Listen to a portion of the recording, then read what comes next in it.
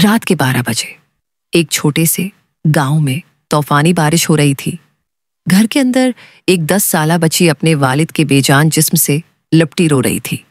अबू उठे ना, मुझे अकेला ना छोड़े। वो बच्ची आयशा थी और उस रात उसका सब कुछ छिन गया था। माँ बाप, छत, तहफ़्ज़। आयशा के वालिद का इंतकाल हो गया था। आयशा का चाचू आयशा को अपने घर ले आया।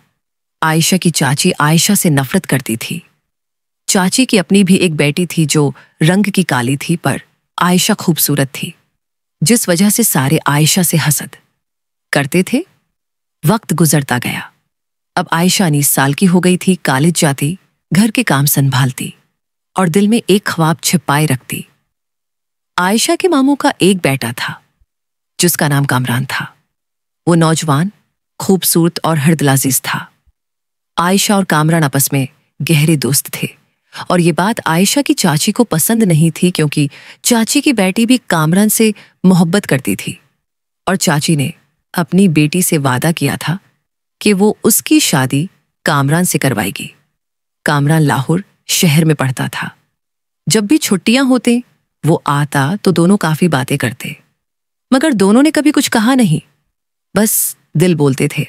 एक दिन आयशा का चाचू गांव के एक चौधरी सुलीम के पास गया और कहा, चौधरी साहब, मेरी भतीजी जवान हो गई है, अगर आप चाहें तो बेटे साजिद के लिए बात चला दूं।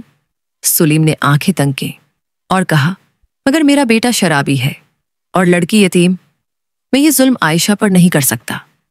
आयशा के चाचू ने हंसते हुए कहा, वही तो, यतीम है, बोलेगी नहीं मेरे आगे, और मैं शादी के बाद उसकी जायदाद अपने नाम करवा लूंगा। चौधरी सुलीम आखिरकार मान गया। जब कामरान को खबर मिली कि आयशा की शादी साजिद से हो रही है, वो गाड़ी लेकर फौरन गांव पहुंचा। चाचा, खुदा का खौफ करें, वो लड़का शराबी इंसान है और आप आयशा की शादी उस कर रहे हैं। आयशा के चाचू ने सिगरेट पीते हुए कहा, इस घर का खर्चा मैं चलाता हूं। जब तुम इस घर हो का खर्चा नहीं चला सकते तो जबान भी बंद रखो।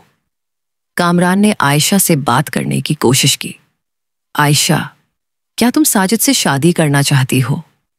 आयशा ने खामोशी से नजरें झुका लें, जैसे उसकी आंखें कह रही हो, मैं मजबूर हूं कामरान। आयशा की चाची और उसकी बेटी बड़ी खुश थी कि आयशा से जान छूट गई। आयशा की मर्जी के खिलाफ उसकी शादी साजिद से कर दी गई। साजिद शादी के दिन भी शराब नोशी करके आया। साजिद जब कमरे में आया तो बदबू, निशा की हालात में आयशा के पास बैठ गया। साजिद आयशा से जबरदस्ती करने लग पड़ा और कहा, तो बहुत चुप रहती थी ना, देखता हूं कब तक चुप रहती है।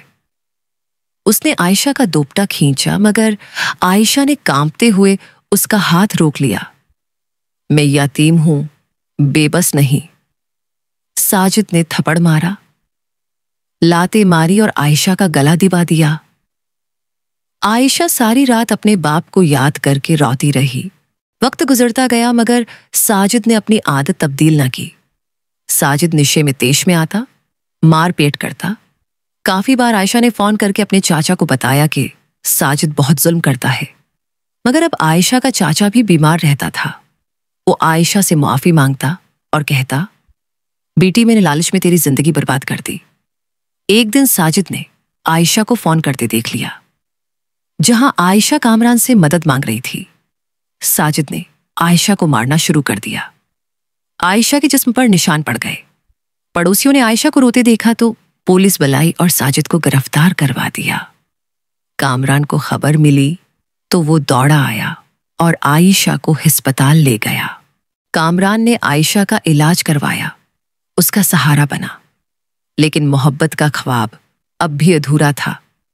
आयशा की हालत अब बेहतर होना शुरू हो गई।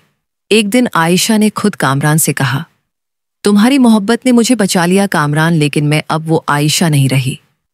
कामरान ने आहिस्ता से उसके आंसू पूंछे और कहा, मैं आज भी वही कामरान हूं जो तुम्हें इज्जत देना चाहता है, न कि सिर्फ अपना नाम। कुछ दिन बाद कामरान के माँ बाप आयशा के घर आए, आयशा का हाथ मांगने।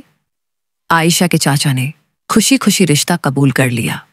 अब आयशा और कामरान खुशी खुशी अपनी जिंदगी गुजार रहे हैं और साजिद जेल में है।